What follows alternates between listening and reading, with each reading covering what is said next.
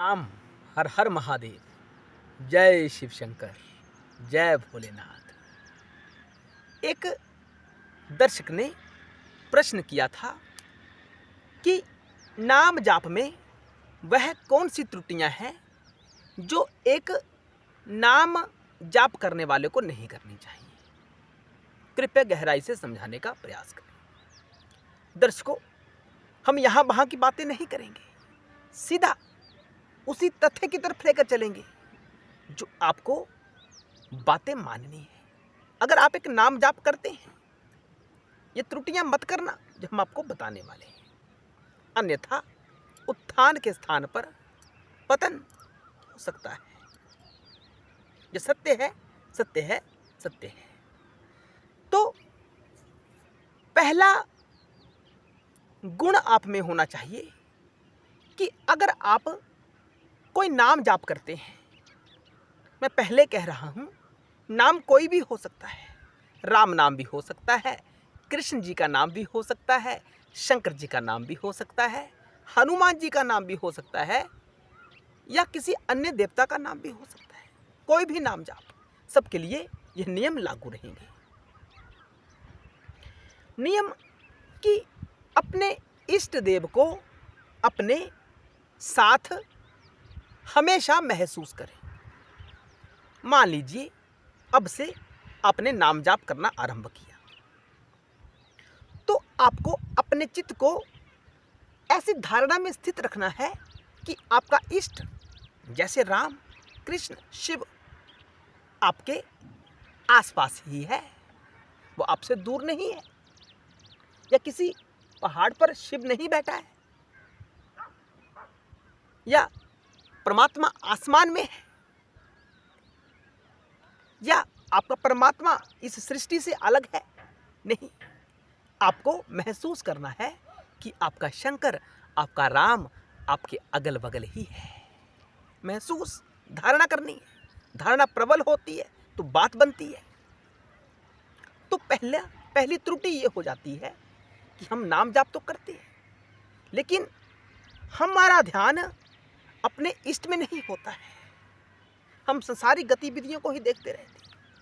तो जितनी देर नाम जाप करना है, कम से कम उतनी देर के लिए ये भावना करें कि आपका इष्ट आपके आसपास है, आपके अगल बगल है।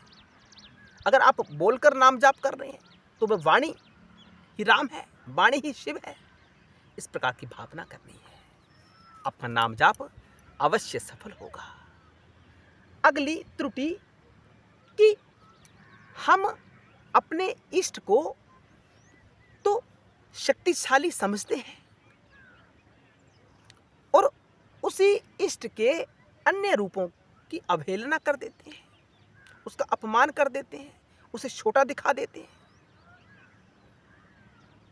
आपने देखा होगा कुछ संस्थाएं आजकल भारतवर्ष में ऐसी आ चुकी हैं, प्रवेश कर चुकी हैं, जो एक नाम का तो उच्चारण करते हैं और अपने अनुसरण करने वालों से करवाते हैं, लेकिन अन्य नाम की अवहेलना करते हैं। बिल्कुल मुस्लिम जैसी भावना है उनकी कि अल्लाह को जो माने वो तो सर्वोपरि है, और जो ना माने उसकी हत्या कर दो। तो ये बहुत बड़ी त्रुटि रहती है, हमें समझना चाहिए। अपने इष्ट में अन्य देवताओं को भी समाहित करके चलो। जैसे आप शिव की आराधना करते हैं, हम आपको समझाते हैं कि सब देवी देवता शंकर जी का ही स्वरूप है। शंकर जी से भिन्न कोई स्थिति है ही नहीं। तो क्या राम शिव नहीं है? राम भी तो शिव ही है ना। कृष्ण जी भी शिव ही है, कोई भेद नहीं है। तो दूसरे नामों को छोटा समझना ये गलत बात होती है, ये त्रुटि होती है हमारी। या राम का उपासक है तो वो शंकर जी को छोटा समझता है या कृष्ण जी को छोटा समझता है। बात कलाओं पे लेकर चले जाते हैं कि वो तो 14 कला संपूर्ण है, हमारा कृष्ण तो 16 कला संपूर्ण है। इस प्रकार की धारणा होती है। हम नाम जाप तो करते हैं लेकिन त्रुटि कर देते हैं, दूसरे नाम को छोटा समझते हैं। सब रूपों में अपने इष्ट को देखो।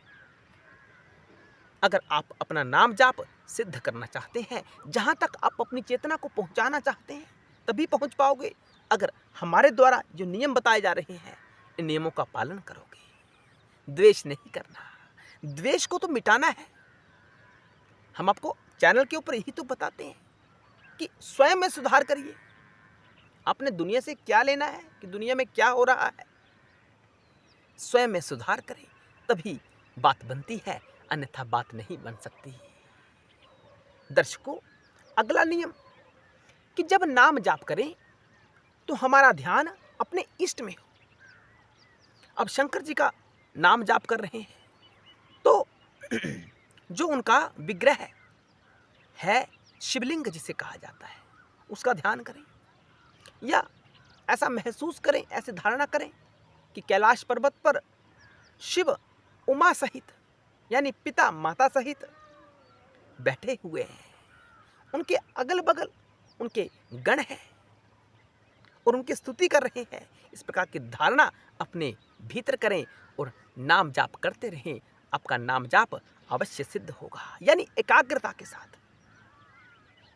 नाम जाप का जो उद्देश्य होता है वह संसार से आसक्ति हटाना होता है। हमारी संसार से आसक्ति हट जाए, यह नाम जाप का उद्देश्य है, इसलिए नाम जाप किया जाता है। और आप जब नाम जाप करते हैं तो भी संसार का ध्यान करते हैं, तो बात कहाँ बन सकती है? बात नहीं बन सकती।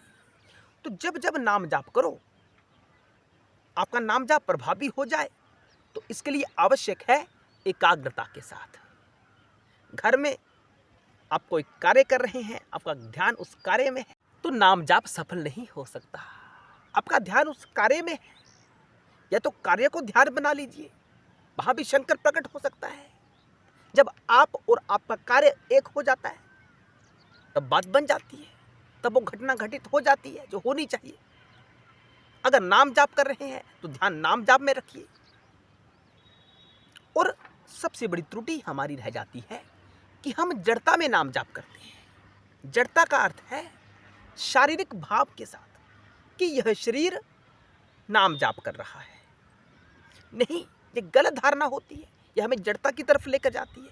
जब आंखें बंद करके हम नाम जाप करते हैं तो समझना चाहिए मन से जो नाम जाप लेने वाला है वह भी शिव है, और जिसका नाम लिया जा रहा है वह भी शिव है। इसे कहते हैं साक्षी भाव। आत्मा से आत्मा का ध्यान करो, आत्मा से आत्मा का जाप करो, ये श्रेष्ठ जाप कहलाता है। इसमें आध्यात्मिक उन्नति बढ़ जाती है। आप तत्व की तरफ चलना आरंभ कर देते हैं।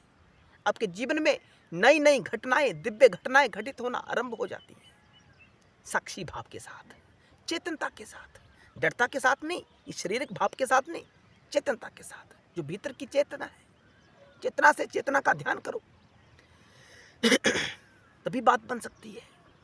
हर हर महादेव। जय शिव शंकर, जय भोलेनाथ।